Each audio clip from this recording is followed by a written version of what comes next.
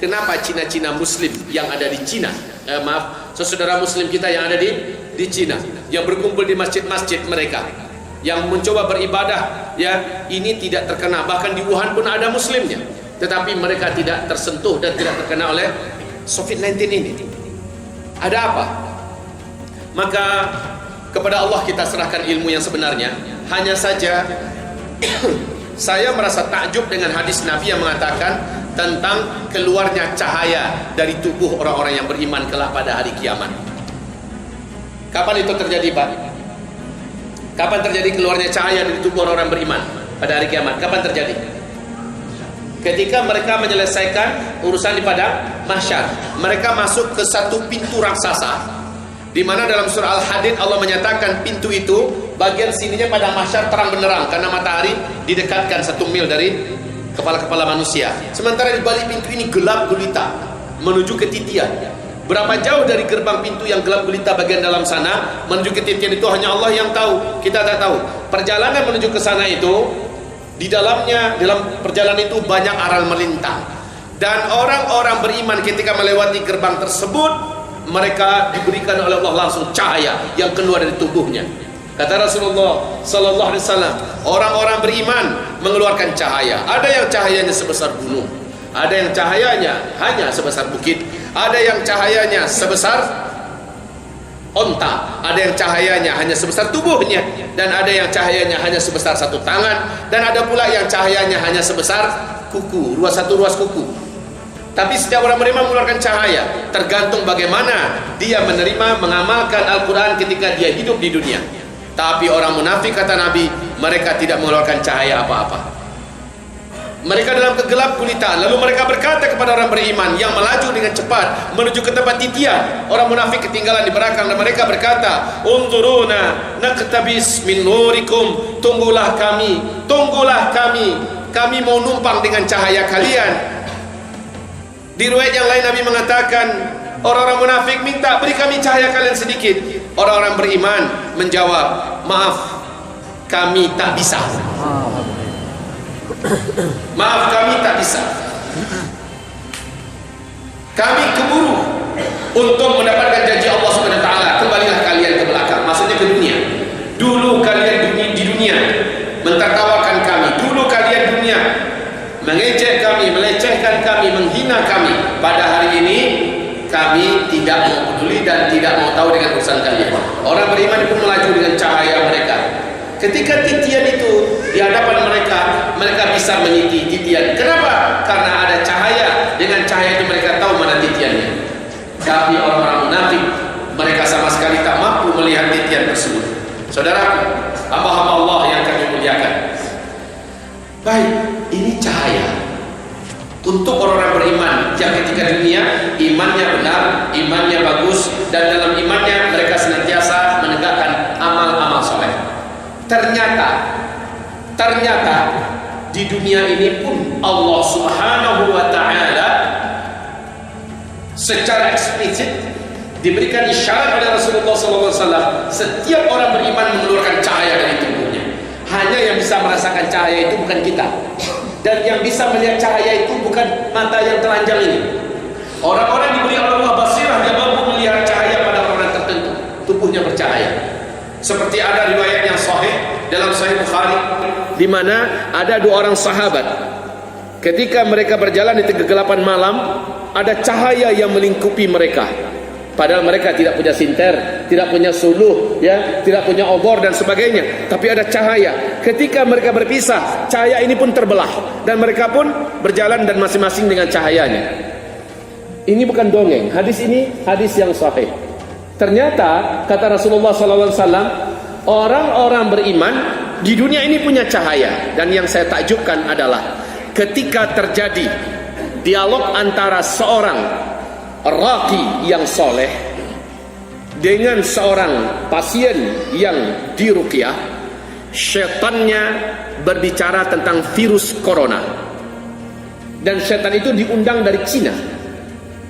Dalam dialog itu apa kata si setan? Sesungguhnya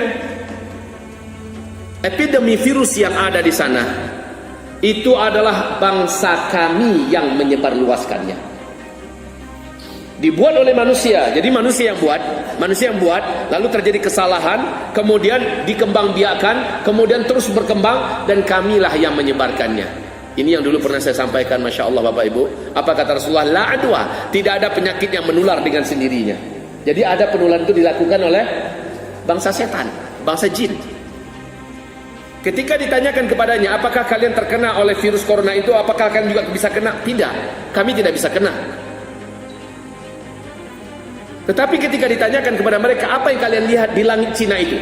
Jawabannya adalah, kami melihat seperti mendung yang putih tetapi ada bintik-bintik hitam. Penuh di langit Cina. Tetapi bintik-bintik hitam itu dikawal oleh seorang lelaki yang kami tidak bisa mendekatinya. Ditanya oleh sang raqi, apakah itu dari bangsa jin? Bukan. Apakah kalian sanggup melawannya? Tidak bisa. Bagaimana bentuknya? Dia tinggi dan besar. Dia memakai baju jubah yang sangat panjang, putih, ya, dan dia sangatlah kekar dan sangatlah kuat. Kami tidak mampu mendekatinya. Jadi ini antara virus corona dengan wabah. Kalau kami meyakini bahwa yang dilihat oleh bangsa jin ini adalah tentara Allah dari langit. Kaum muslimin membawa wabah dari langit, disatukan dengan virus COVID-19 yang dibuat oleh manusia. Jadi penyebaran ini semakin tidak bisa dibendung. Kemudian ketika ditanya, apakah orang-orang Islam di sana bisa kalian tembus dengan virus yang kalian bawa ini? Apa jawaban mereka? Tidak bisa. Kenapa tidak bisa? Orang-orang Islam itu bercahaya. Ini yang menakjubkan, Pak. Orang-orang Islam itu bercahaya. Kami melihat bintik-bintik hitam yang juga dikawal oleh malaikat ini, yang disebarkan kemana-mana, diserakkan kemana-mana. Ini tidak menembus orang-orang yang beriman, orang-orang Islam. Mereka ada cahaya. Begitu juga virus yang kami bawa, ini juga tidak bisa menembus. Mereka bercahaya. Masya Allah. Jadi wudu, Bapak tahu wudu itu artinya apa, Bu? Wudu, wudu itu artinya sinar. Dari wadu'a, ya, wadu'a itu artinya adalah telah bersinar. Kalau nur artinya cahaya. Kalau wudu atau wudu'an wada'atan, ya, ini artinya adalah sinar. Ketika kita berwudu, maka sesungguhnya kita sedang membentengi diri kita. Padahal ujung-ujung tubuh saja yang kita bungkuskan dengan wudu, ternyata ini membentengi seluruh tubuh kita, Pak, dengan sinar yang kita tak mampu melihat. Ternyata setan bangsa jin mampu melihat dan merasakan sinar itu. Wahai hamba-hamba Allah yang kami muliakan, maaf saya bukan mau apa-apa. Sering sekali orang-orang yang positif di dalam tubuhnya ada komunitas jin dan setan. Ketika berdekatan dengan orang soleh, jin dan setan ini selalu berkata, jangan mendekat kamu, panas, jangan mendekat. Jadi belum aja dekat lagi, belum aja menyentuh, belum bersalaman lagi, dekat saja panas. Maaf, ada orang-orang, beberapa kerabat saya yang juga beberapa kali mengalami gangguan jin. Ketika kita mendekat kepada kerabat tersebut, sang kerabat juga berkata, mohon jangan mendekat, panas sekali, panas. Nah, kaum muslimin yang kami muliakan, ternyata orang-orang beriman, orang-orang yang taat kepada Allah Subhanahu wa taala memang mengeluarkan cahaya dari tubuhnya. Yang bisa merasakan cahaya itu adalah bangsa jin, khususnya syaitan. Makin jahat mereka, Pak, makin terasa oleh mereka. Hamba-hamba Allah yang kami muliakan, ini adalah sebuah kabar gembira tentunya kepada kita semua. Dengan ini kita merasa berbunga-bunga hati kita, senang luar biasa, bersyukur kepada Allah menjadi seorang muslim. Tapi ingat wahai kaum muslimin, benar Rasulullah telah memberikan benteng kepada kita, benteng yang berlapis, termasuk solat ini. Solat 5 waktu. As-solah ila as-solah kafaratun lima bainahuma. Solat kepada solat berikutnya adalah kafarah. Kafarah itu apa artinya? Kafaratun lima bainahuma. Apa artinya, Pak? Bu? Kafarah. Kafir apa arti kafir? Tarto, orang yang menutup diri, kan kafir. Kalau kafarah apa artinya? Penutup. Ingat itu. Antara satu solat dengan solat berikutnya adalah kafaratun, adalah penutup. Ini yang akan menutupi orang dari dosa yang terlanjur dia buat sebelumnya, akan ditutupi sehingga dosa itu tidak tercatat kepada dirinya, tidak dianggap ada pada dirinya. Namanya dosa-dosa kecil ya, bukan dosa besar. Begitu juga dia menjadi penutup. Ini orang sibuk pakai apa namanya itu? Pakai masker. Orang beriman, insya Allah masker memang dia akan pakai, tetapi bukan ini yang akan menjaganya. Tapi karena Allah perintahkan untuk disuruh ikhtiar dan disuruh hati-hati, dia akan pakai. Tapi dia yakin bukan ini yang akan menjaganya. Yang menjaganya apa? Allah, Ad-Dar yang maha memberi mudarat, An-Nafi' yang maha memberi manfaat. Nah, orang beriman tidak akan cemas. Kayak orang-orang beriman yang pergi umrah, jangan cemaslah. Walaupun masih lingki nanti di airport, di pesawat ya, kemudian kembali. Selama dia tidak bermaksiat kepada Allah, maka kafarah tadi berlaku. Tapi kalau seandainya dia bermaksiat kepada Allah, kafarah tadi jebol, Pak. Kafarah tadi jebol. Kafarah itu adalah pelindung, cover, Pak, penutup yang akan menutupi kita, Pak, dari virus, dari serangan sihir, dari jin dan segala macamnya. Ya, kafarah lima bainahuma. Begitu juga al-umrah ila al-umrah wal hajj ila al-umrah wa ma bainahuma kafaratun. Ya, kaum muslimin yang kami muliakan, ketika kita menyebutkan tentang amalan-amalan yang disunnahkan Rasulullah sallallahu alaihi wasallam, masuk rumah baca bismillah, keluar rumah baca bismillah, tawakkaltu 'ala Allah la haula wala quwata illa billah. Masuk pasar baca la ilaha illallah wahdahu la syarikalah, lahul mulku wa lahul hamdu yuhyi wa yumiit wa huwa hayyun la yamut bi yadihil khair wa huwa 'ala kulli syai'in qadir.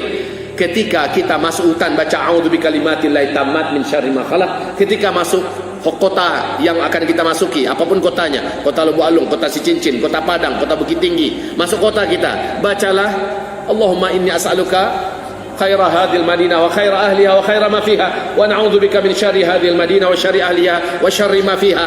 Ketika kita melakukan apa saja, bahkan masuk WC, bahkan mau berhubungan intim suami istri, ada doa-doa yang dibaca. Doa ini adalah pelindung. Doa inilah imun lahir batin yang kita mintakan didatangkan oleh Allah kepada kita.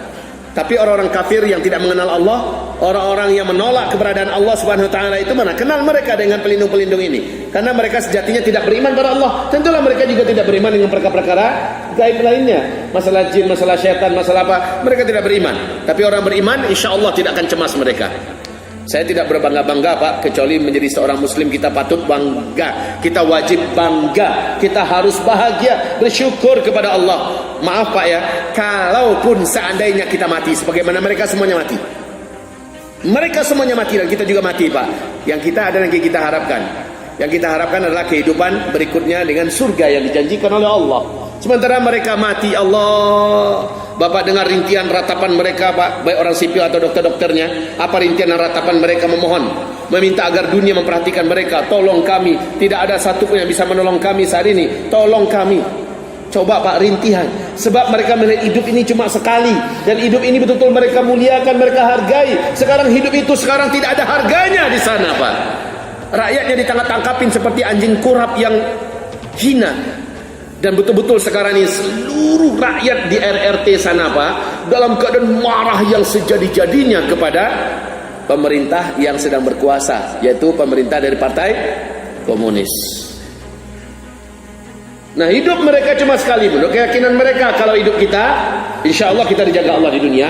Tapi kalaupun kita mati, karena apapun alasannya kita pasti mati juga, maka kaum muslimin ada yang kita harapkan berikutnya, yaitu kehidupan surga yang dijanjikan oleh Allah Subhanahu wa taala. Di sini benar-benar luar biasa.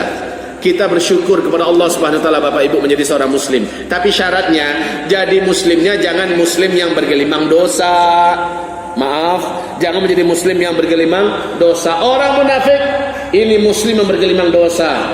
Orang munafik dia tidak peduli halal haram. Orang munafik dia tidak peduli batas-batas dan rambu-rambu Allah, maka jangan harap dia mengeluarkan cahaya dari tubuhnya. Orang munafik, jangan harap mereka akan kebal di akhir zaman ini. Sementara orang-orang munafik itu sekarang ada di puncak-puncak karir. Di media-media mereka jadi bintangnya. ejekan, olok-olokan mereka tentang agama selalu dipublikasikan, ya, sementara mereka seperti kebal hukum, diajukan kepada pihak pemerintah, kepada kepolisian, nama-nama mereka tidak mempan. Biarkan saja, Allah akan tunjukkan kepada kita semua bagaimana kehidupan mereka berikutnya, dan yang penting bagaimana akhir hayat mereka. Allah jamin mereka kami perangi dan mereka akan kami hinakan. Kembali kepada kita jangan seperti orang munafik. Saya menyarankan pada bapak ibu semua, apa yang telah disarankan Rasulullah di akhir zaman ini, kita memastikanlah diri kita tidak termasuk orang munafik. Tapi ternyata syarat untuk tidak menjadi orang munafik itu ringan-ringan berat, bapak ibu, syaratnya. Mau tahu syaratnya? Mau tahu bapak ibu? Digaransi oleh Rasulullah sallallahu alaihi wasallam. Apa kata Rasulullah? Siapa yang melakukan ini sampai dia mati, dia tidak akan pernah menjadi orang munafik dan tidak akan pernah ada sifat munafik pada dirinya. Allah, ini hebat ini bapak ibu. Saya ulangi, kata Rasulullah, garansinya dari Allah, kata Rasulullah, ada dua. Siapa yang melakukan ini dengan benar, dengan tepat, dengan disiplin, dengan jujur lillahi ta'ala, maka sampai mati dia tidak akan pernah menjadi orang munafik. Dan di akhirat kelak yang kedua, dia tidak akan pernah masuk neraka. Sementara tempat itu cuma dua. Kalau enggak neraka berarti surga. Maknanya orang ini tidak akan pernah masuk neraka, artinya langsung ke surga. Mau tidak? Saya tahu bapak ibu sudah tahu ini hadisnya. Saya tahu bapak ibu sudah mendengar, tapi pengamalannya belum, sehingga hadisnya jadi lupa. Apa itu? Kata Rasulullah, kamu jaga salatmu berjamaah di masjid 40 hari 40 malam, tidak ketinggalan takbiratul ihram bersama imam. Titik.